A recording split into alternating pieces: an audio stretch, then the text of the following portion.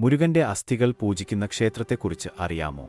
ലോകത്തിലെ ഏറ്റവും ഉയരത്തിൽ സ്ഥിതി ചെയ്യുന്ന ഏക മുരുകക്ഷേത്രമാണ് കാർത്തിക് സ്വാമി ക്ഷേത്രം.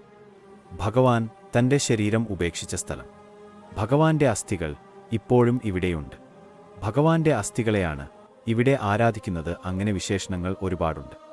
ഉത്തരാഖണ്ഡിലെ രുദ്രപ്രയാഗ് ജില്ലയിലെ 10400 അടി ഉയരത്തിൽ ക്രൗച്ച പർവ്വതത്തിനു മുകളിൽ സ്ഥിതി ചെയ്യുന്നു കാർത്തിക് സ്വാമി ക്ഷേത്രത്തിന് നമ്മൾ അധികം കേട്ടിട്ടില്ലാത്ത ഒരു ഐതിഹ്യമാണ് ഈ ക്ഷേത്രത്തിന് പറയാനുള്ളത്. ഒരുപക്ഷേ ഇത്തരമൊരു ഐതിഹ്യപ്രകാരമുള്ള ഏക മുരുകക്ഷേത്രവും ഇതുതന്നെ ആയിരിക്കും. ഒരിക്കൽ മഹാദേവനും പാർവതീദേവിയും തങ്ങളുടെ പുത്രന്മാരായ ഗണപതിയോടും സുബ്രഹ്മണ്യസ്വാമിയോടും പ്രപഞ്ചം മുഴുവനും ഒന്നു ചുറ്റിവരാൻ ആവശ്യപ്പെട്ടു. ആദ്യം അത് പൂർത്തിയാക്കി വരുന്നയാൾക്ക് മാതാപിതാക്കളെ ആദ്യം ആരാധിക്കാനുള്ള അവസരം ലഭിക്കുമെന്നും പറഞ്ഞു.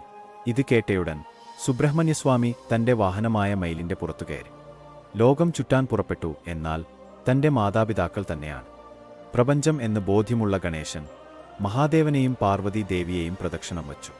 അങ്ങനെ ആദ്യം മാതാപിതാക്കളെ ആരാധിക്കുവാനുള്ള അവസരം ഗണപതി ഭഗവാന് ലഭിക്കുകയും ചെയ്തു.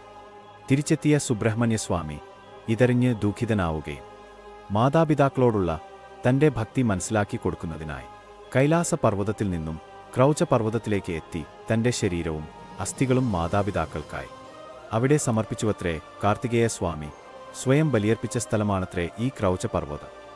ഈ ഒരു ഐതിഹ്യപ്രകാരം ഭഗവാന്റെ അസ്ഥികൾ ഇപ്പോഴും ഇവിടെ ഉണ്ടെന്ന വിശ്വാസപ്രകാരം ഭഗവാന്റെ അസ്ഥികളെയാണ് ഇവിടെ ആരാധിക്കുന്നത്. സ്വയംഭൂവായ ഒരു വെളുത്ത ശിലാഖണ്ഡമാണ് പ്രതിഷ്ഠ. ഇവിടെ നിന്നാൽ ഗംഭീരമായ ഹിമാലയൻ കൊടുമുടികൾ, അതിമനോഹരമായ ഏകാഴ്ചകളാണ് നമുക്ക് കാണാനാവുക.